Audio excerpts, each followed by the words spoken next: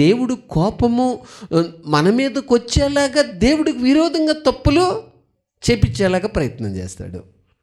ఇప్పుడు వాడు చేసే పని ఏంటంటే దేవుడికి విరోధంగా జీవించేలాగా చేస్తాడు. దేవుని కోపం మనుషుల మీదకి వస్తుంది, అంతే. ఇప్పుడు ఇంటిలో 2 అక్కలు, ఒక తమ్ముడు ఉన్నాడు.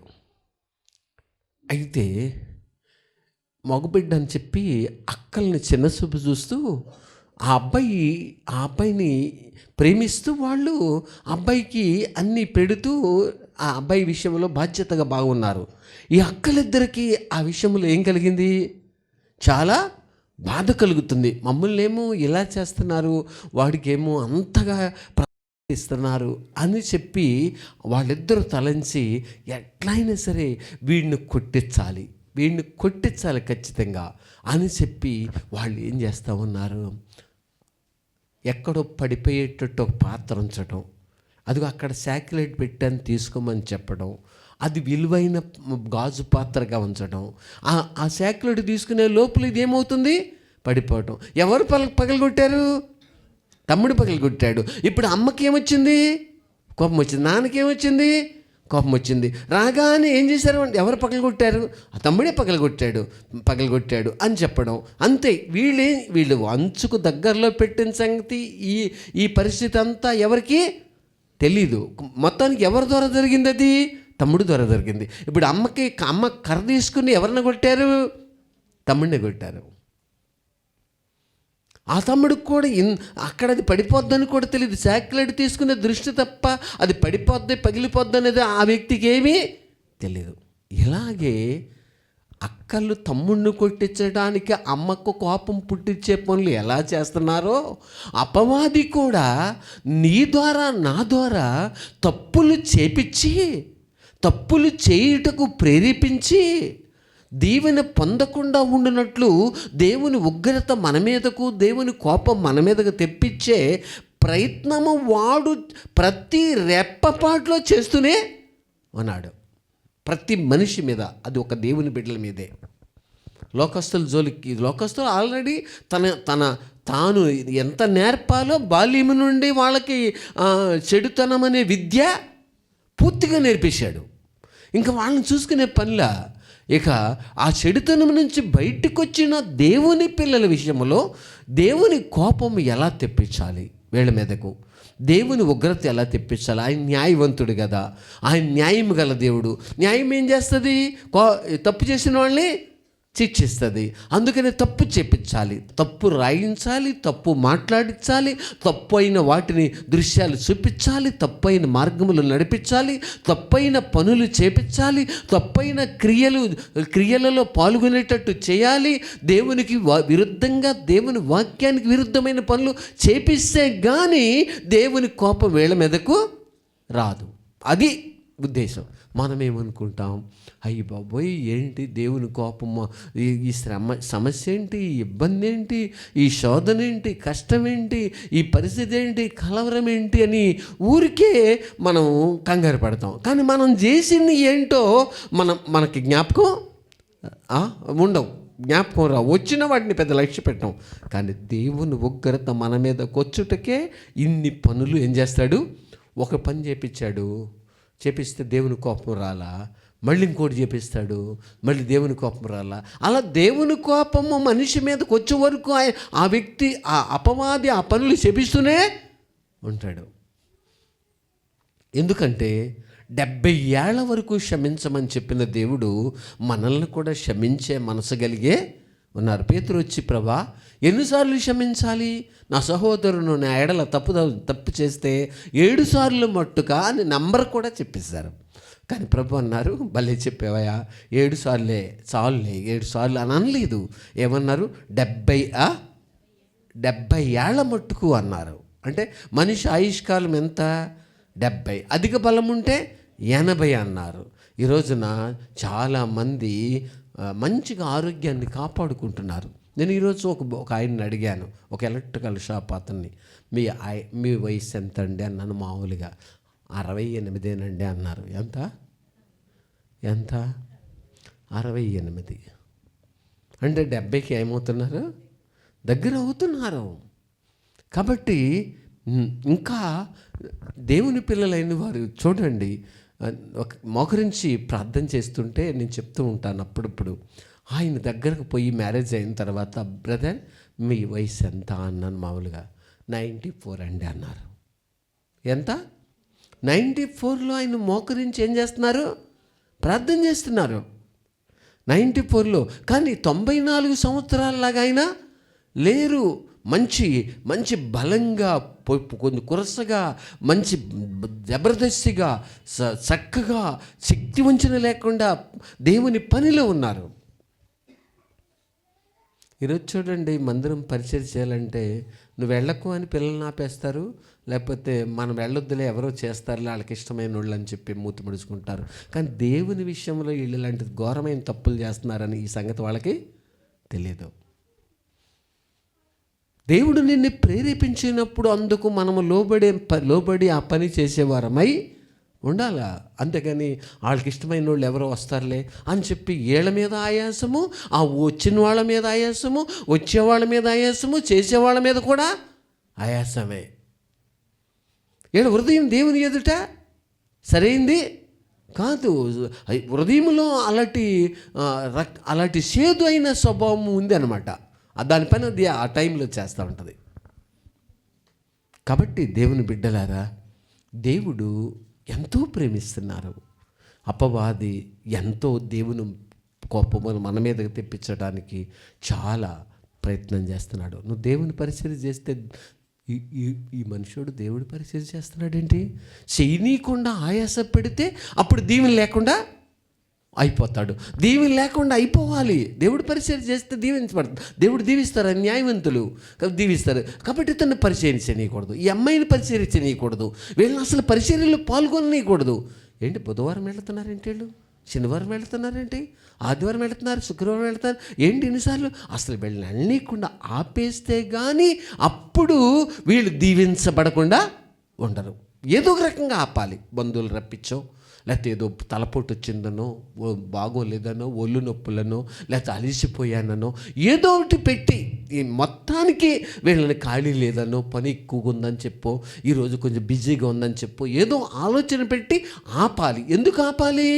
రావలసినంత దీవెన రాకుండా ఏం చేయాలి? వీళ్ళని ఆపేసేయాలి. ఇప్పుడు మార్కులు వచ్చాయి, ఎరా 10th క్లాసు రిజల్ట్ వచ్చింది, ఎరా ఎన్ని మార్కులు వచ్చాయి? ఎన్ని మార్కులు వచ్చినా నాకు మార్కులు వచ్చాయి, మీరు ఆగండి అంటున్నాడు.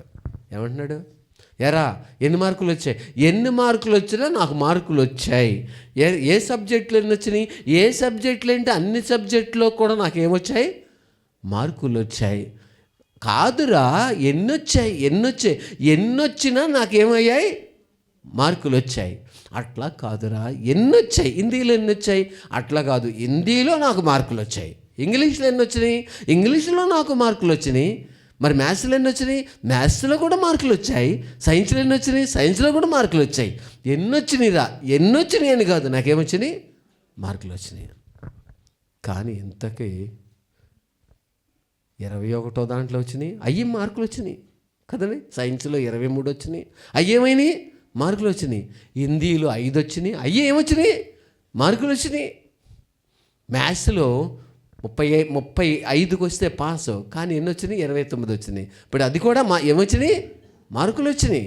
కానీ చివరికి అన్నిట్లో మార్కులు వచ్చినాయి, కానీ ఏ మార్కులు రాలేదు?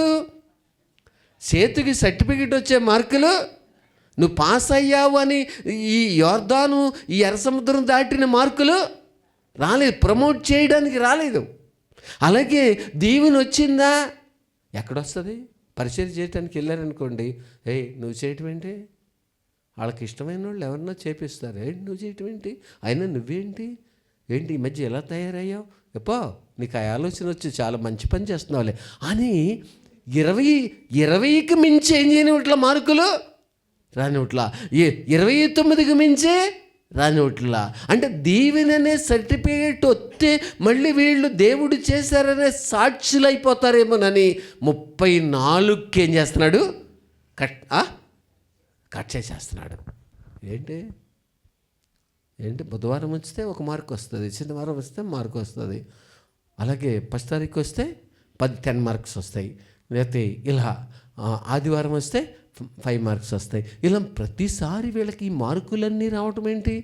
100 మార్కులకి వీళ్ళు ఇంత తొందరగా రావటం ఏంటి? కొన్నిసార్లు వీళ్ళు ఏం చేయాలి? ఆపేయాలి, మార్కులు రాకుండా చేసేయాలి, కొంతమందికి 0 పెట్టాలి.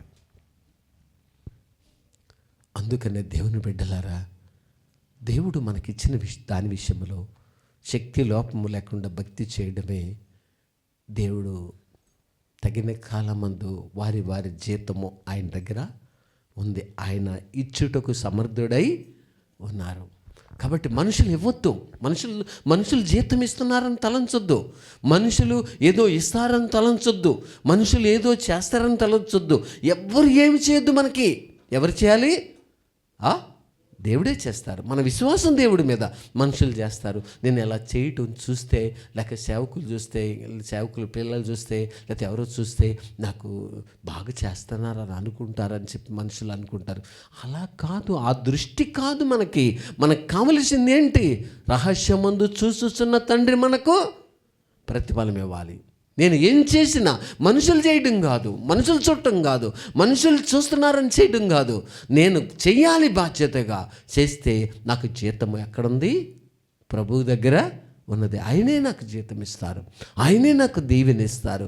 మనుషులు ఏమనుకున్నా, మనుషులు ఎన్ని రకాలుగా నిందించినా నేను మాత్రం జంకను అనేలాగా ఉండాలి. చూడండి, దేవుని వాక్యం చదువుతున్నా. ఇప్పుడు మామూలుగా జనరల్గానే ఎంతవరకు ఏమయ్యాం? మాట్లాడటం జరిగింది. చూడండి, నిర్గమకాండం 2వ అధ్యాయం 23వ వచనం చదువుతున్నాం. అలాగున అనేక దినములు జరిగిన మీదట ఐగుప్తు రాజు చనిపోయాను. ఇశ్రాయేలీలు తాము చేయుచున్న వెట్టి పనులను బట్టి నిట్టూర్పులు విడుచుచు మొరపెట్టుచుండగా తమ వెట్టి పనులు బట్టి వారు పెట్టిన మొర చాలు. ఎక్కడ చేరింది? ఏమండి, మనం డిసెంబర్ నెలలో చేసే ప్రతి ప్రార్థన ఎక్కడ చేరుతుంది? నిజంగా మనం డిసెంబర్ నెలలో చేసిన ప్రతి ప్రార్థన 2020లో 2022లో లేక క్రిస్మస్ కోటాల్లో మనం చేసే ప్రతి ప్రార్థన, మన సంఘములో చేస్తున్న ప్రతి ప్రార్థన దేవుని యొద్దకు చేరింది. కాబట్టి కరోనా వచ్చినను మన సంఘములో ఒక్క వ్యక్తి అయినను నష్టపోకుండా దేవుడు కాపాడారు. మన మొరలు ఎక్కడికి వెళ్ళాయి? దేవుని యొద్దకు వెళ్ళాయి. డిసెంబర్ కూటాల్లో పెట్టే మొర దేవుని యొద్దకు వెళుతుంది, దేవుని యొక్క చేరుతుంది. మనం ఏదో అనుకుంటానికి లేదు. ఇశ్రాయేలీయులు మొరపెట్టిన మొర ఎవరి యొద్దకు చేరింది అంటే మన మొర ఎక్కడికి వెళుతుందంట? దేవుని యొద్దకు చేరిపోతుంది. ఇక్కడ ప్రార్థనే చేస్తాం మనం, కానీ మొర, ఈ ప్రార్థన ఎక్కడికి చేరాలని దేవుని ఉద్దేశం? నరులు ప్రార్థన చేస్తారు. వాళ్ళ ప్రార్థన చేసినప్పుడు, నా విషయంలో ప్రార్థన చేసినప్పుడు వాళ్ళు చేసే ప్రతి ప్రార్థన ఎక్కడికి రావాలని దేవుడు ఆజ్ఞాపించి ఉన్నారు? ఆయన యొద్దకు రావాలని. అందుకనే మనం చేసే ప్రతి ప్రార్థన దేవుని యొద్దకు చేరుతుంది, దేవుని యొద్దకు చేరుతుంది. కానీ ఇప్పటి వరకు చేసిన ప్రార్థన వీళ్ళు కూడా చాలా సంవత్సరాలు ప్రార్థన చేసి ఉండొచ్చు. ఎందుకంటే 430 సంవత్సరాలు వాళ్ళు ఐగుప్తు దేశంలో ఉన్నారు. ఐగుప్తు దేశంలో 430 సంవత్సరాలు ఉన్నారు. ఈ 430 సంవత్సరాల్లో వాళ్ళు చేసిన ప్రార్థన కంటే 30 సంవత్సరాల్లో చేసిన ప్రార్థన దేవుడికి మరి ఏమైంది? దగ్గరైంది. ఎందుకంటే వాళ్ళకి వచ్చిన శ్రమలు అలాంటివి. వాళ్ళని శ్రమ పెట్టుచున్న కొలది ఏమయ్యారట? వర్ధిల్లిరి. నిర్గమకాండం 1వ అధ్యాయం 8వ వచనం. అప్పుడు 9వ వచనం. అతడు తన జనులతో ఇట్లనెను, ఇదిగో ఇశ్రాయేలు సంతతి అయిన ఈ జనము మనకంటే విస్తారము గాను బలిష్టముగా ఉన్నది. వారు విస్తరింపకుండునట్లు మనము వారి ఎడల 12వ వచనం చూడండి. అయినను ఐగుప్తీయులు వారిని శ్రమ పెట్టిన కొలది వారు విస్తరించి ప్రబలిరి గనుక వారు ఇశ్రాయేలు ఎడల అసహ్యపడిరి. ఏమయ్యారు? వారు శ్రమ పెట్టిన కొలది ఏమయ్యారట? విస్తరించి ప్రబలారు. ప్రతి క్రైస్తవ జీవితానికి, ప్రతి క్రైస్తవ కుటుంబానికి ఇదొక అద్భుతమైన మాట, అద్భుతమైనటువంటి సంగతి. ఏమిటంటే, మనల్ని ఈ లోకములో అపవాది ఎంత శ్రమ పెట్టినా, ఎన్ని రకాల ఇబ్బంది పెట్టినా, ఎన్ని రకాలుగా శోధన పెట్టి మన మీదకు దేవుని ఉగ్రత, దేవుని కోపము తెప్పించులాగిన ప్రయత్నం చేసినా, దేవుడు విషయములో ఎన్ని రకాలుగా మనల్ని శోధనలో పెట్టి బలహీనపరుచుతున్న మనము శ్రమ పెట్టబడిన కొలది ఫిజికల్గా గాను ఆత్మీయంగా గాను ఏమవుతాం? వృద్ధి చెందుతాం. ఎందుకంటే బంగారము కాల్చిన కొలది అది ఏమవుతుంది? శుద్ధ సువర్ణముగా మారుతుంది. అంతే తప్ప అది కరిగిపోయి మాయమైపోయి కాలిపోయేది కాదు. క్రైస్తవ జీవితము కూడా అంతే. శ్రమ పెట్టబడిన కొలది వృద్ధి చెందుతాము. శ్రమ పెట్టబడిన కొలది ఆత్మీయంగా ఎదుగుతాము, ఆత్మీయంగా బలపరచబడతాము. దానికి కావలసింది ఒకటే, ప్రార్థన. శ్రమ వచ్చిందా? ఎవరికైనా శ్రమ కలిగినా వాళ్ళు ఏం చేయాలి? ప్రార్థన చేయాలి. శ్రమ వచ్చిందని పారిపోవటం, శ్రమ వచ్చిందని ఇంట్లో కూర్చోవడం కాదు. అది కరెక్ట్ కాదు. చాలామంది వాళ్ళకి తెలిసినా శ్రమ వచ్చిందని ఇంట్లోంచి బయటకు రారు. వాళ్ళకి శ్రమ వచ్చినా ఏదైనా దూరం వెళ్ళాలంటే ఎంత దూరమైనా ఏం చేస్తారు? నానా తిప్పలబడి వెళుతూ ఉంటారు. కానీ దేవుని సన్నిధి అనగానే అపవాది ఆపేస్తాడు. కానీ అపవాది ఆపేస్తున్నాడని వాళ్ళకి తెలియాలిగా, తెలీదు. కాబట్టి నీకు శ్రమ వచ్చింది, ఎందుకు వెళ్తావు? వెళ్ళొద్దు. అది కాబట్టి ఇంకా ఏమని రాయబడిందో తెలుసండి? వాళ్ళు పెట్టిన మొర దేవుని యొద్దకు చేరును కాగా దేవుడు వారి మూలుగులను విని. ఎవరి మూలుగులు? కొంతమంది ప్రార్థన చేసేటప్పుడు మూలుగుతూ ప్రార్థన చేస్తారు. మన మూలుగులు ఎవరు వింటున్నారండి? దేవుడు విని మన మూలుగులు, మనం పెట్టిన మొర, మన కన్నీళ్లను తుడిసి, మన కన్నీళ్లను చూసి, మన ప్రార్థనలకు దేవుడు చెవియొగ్గి విని ఆయన ఎవరిని సిద్ధం చేయాలో వారిని సిద్ధము చేస్తారు. ఖచ్చితంగా సిద్ధం చేస్తారు. చూడండి, అప్పుడు కాగా దేవుడు వారి మూలుగును విని అబ్రహాము, ఇస్సాకు, యాకోబులతో తాను చేసిన నిబంధనను జ్ఞాపకం చేసుకునేను. దేవుడు ఇశ్రాయేలీయులను చూచెను. ఎవరిని చూశారట? దేవుడు ఇశ్రాయేలీయులను చూశాను. ఎవరిని చూశారు? మొర్రపెట్టుతున్న వారిని చూశారు. ఎవరిని చూశారు? మూలుగుతున్న వారిని చూశారు. ఎవరిని కనిపెట్టారు? మొరపెడుతున్న వారిని కనిపెట్టారు, చూశారు. ఈ రోజున మన జీవితంలో మొరపెట్టే అనుభవం అనేది డిసెంబర్లో మనకి చాలా చక్కగా దొరుకుతుంది. తినటం అనేది తర్వాత సంగతి, కానీ కొద్ది గంటన్నర అయినా మనకు మొరపెట్టే అవకాశం చాలా మంచిగా దొరుకుతుంది. అందుకనే ప్రతి వ్యక్తి కూడా మొరపెట్టడానికే రావాలా. క్రిస్మస్ కోటాల్లో ఆ సైన్యములకు అధిపత్యకు యెహోవా దేవుడు పుట్టిన ఆ జన్మదిన ఆ క్రిస్మస్ కూటము అనేది మనుషులదే కాదు. ఎవరిది? సైన్యములకు అధిపత్యకు దేవుడు, ఈ సృష్టిని సృష్టించిన దేవుడు పుట్టిన శుభ సందర్భము అదే క్రిస్మస్ కూటము. అంతే. అందుకే నేను అంటారు, నేను మొదటివాడను, కడపటివాడను, జీవించువాడను. ఇదిగో మృతుడైంది ఎవరు? మనిషి కుమారుడుగా మృతి నుండి మళ్ళీ నేను మొదటివాడను, కడపటివాడను, జీవించువాడను, ఇదిగో మృతుడని అంటారేంటి? పరలోకము నుండి దిగి వచ్చింది, నరుడిగా పుట్టింది, మనిషి కుమారుడు రూపమున పుట్టింది, సైన్యములకు అధిపతియగు యెహోవా దేవుడే. మళ్ళీ తిరిగి సిలువ వేయబడింది యెహోవా దేవుడే. సమాధి చేయబడింది యెహోవా దేవుడే. తిరిగి లేచింది యెహోవా దేవుడే. ఇప్పుడు నేను మొదటివాడను, కడపటివాడను, జీవించువాడను చెప్పింది యెహోవా దేవుడే. సమస్తము ఆయన నాకు సర్వాధికారము ఇవ్వబడి ఉన్నది. సర్వాధికారము నాకు ఇవ్వబడి ఉందని చెప్పింది ఆయనే. సర్వాధికారము. కాబట్టి నన్ను చూసినవాడు తండ్రిని చూసినట్టే అని చెప్పింది ఆయనే. అందుకనే మనలో ప్రతి ఒక్కరము కూడా ఇలాంటి పరిస్థితుల్లో క్రిస్మస్ యొక్క విధానాన్ని, క్రిస్మస్ కూటం అంటే ఏదో పిండి వంటలు చేసుకుని మనం ఏదో రావడం తినటం అనేది ముఖ్యం కాదు. మనం ఎంతగా దేవుని దగ్గర మొరపెడుతున్నాం, ఎంతగా దేవునితో మమేకము అవుతున్నాం, ఎంతగా దేవునికి దగ్గర అవుతున్నాం, ఎంతగా మూలుగుతున్నాం, ఎంతగా మనం మొరపెట్టి ప్రార్థన చేయగలిగిన ఆ విశ్వాసం నేర్చుకోగలుగుతున్నాం. ఇది కావాలి మనకి. నిజంగా మన సంఘములో కరోనా 2 సార్లు వేగంగా వచ్చిన మన సంఘములో ఎవ్వరూ నష్టపోలా. అందుకు మనం చేసే ప్రతి ప్రార్థన దేవుని దగ్గర చేరింది. కలవరమే వచ్చింది ప్రపంచానికి. బస్టాండ్లు ఆగిపోయాయి, ఎయిర్పోర్ట్లు ఆగిపోయాయి, రోడ్లు మూయబడ్డాయి. ప్రతి రోడ్డు ఏం చేశారు? బ్లాక్ చేసి ఆపేసేసారు. ఎవరిని బయటికి రానివ్వాల, వస్తే ఏం చేశారు? కొట్టేశారు. పట్టణమే ఏమైంది? రాత్రి మగుళ్ళు నిద్ర ప్రశాంతంగా ఏమైంది? ప్రపంచం ఒక్కసారి ఏం చేసిందయ్యా? నిద్రపోయింది. రోడ్లన్నీ నిద్రపోయాయి. బస్సులు కదల్లా, బళ్ళు బయటికి రాకుండా దేవుడు ప్రపంచానికి విశ్రాంతి ఇచ్చారు.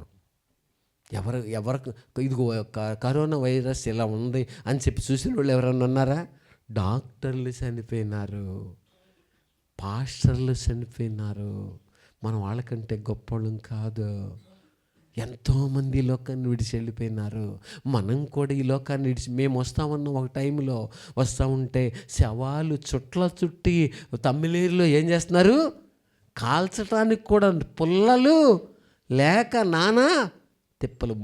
అసలు భర్త చనిపోతే దగ్గరికి వెళ్ళి చూసే నాదుడు లేడు. ఏమైపోయాడు? ఎవరు పట్టించుకోవటానికి అవకాశము లేదు. మళ్ళీ వీళ్ళకి వచ్చుద్దేమో. ఎంత కఠినమైన శిక్ష విధించబడింది. దేవుని బిడ్డ, బ్రతికిన మన జీవితాల్లో మట్టిపాలు కాకుండా ఉండిన మన జీవితాల ద్వారా సైన్యములకు అధిపతియగు దేవుడు పుట్టిన శుభ సందర్భాన్ని మనం గుర్తించి ఈ తరములో ఈ కాలంలో ఆ అవకాశం వచ్చింది కాబట్టి మనం ఏం చేయాలండి? దేవుడు మనకిచ్చిన శక్తి కొలది మనం ఆయన్ని పచ్చాల. దేవదూతల చేత గణపరచబడుతున్నారు. అయితే సంఘము ఆయనది కాబట్టి సంఘాన్ని ఆయన సంఘం అనేది ఆయన కట్టుచున్నది సంఘము కాబట్టి సంఘము ద్వారా కూడా దేవుని నామానికి ఏమవ్వాలి?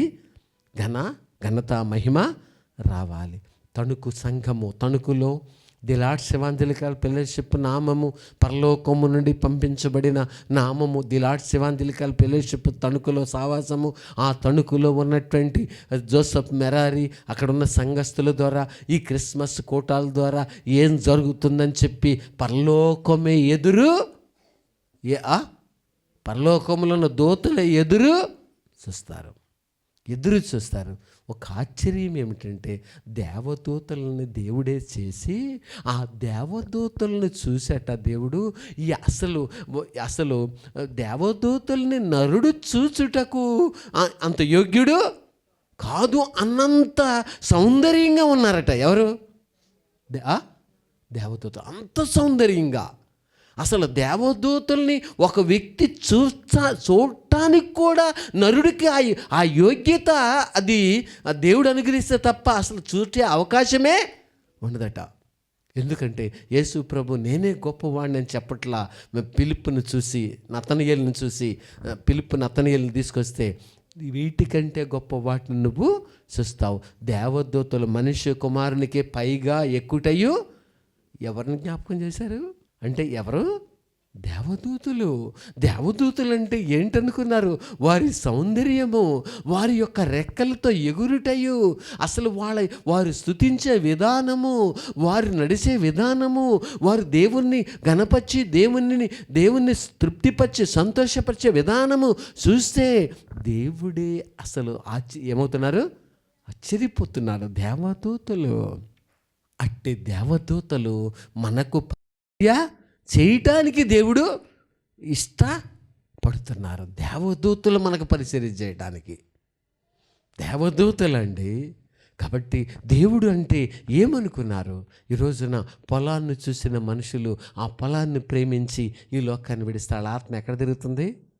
పొలం చుట్టూ తిరుగుతుంది. కొబ్బరి తోటను ప్రేమించి చచ్చిపోయిన వాళ్ళ ఆత్మ ఎక్కడ తిరుగుతుంది? కొబ్బరి తోటలోనే తిరుగుతుంది. బిల్డింగ్ని ప్రేమించి చచ్చిపోయిన వాళ్ళ ఆత్మ ఎక్కడ తిరుగుతుంది? బిల్డింగుల్లోనే తిరుగుతుంది. ఏమండి, మంచం ప్రేమించిన వాళ్ళ ఆత్మ మంచంలోనే చచ్చిపోయి ఎక్కడుంది ఆ ఆత్మ? మంచంలో ఉంది. మంచములో పడుకున్న నన్నే ఎంతో ఎత్తేసింది.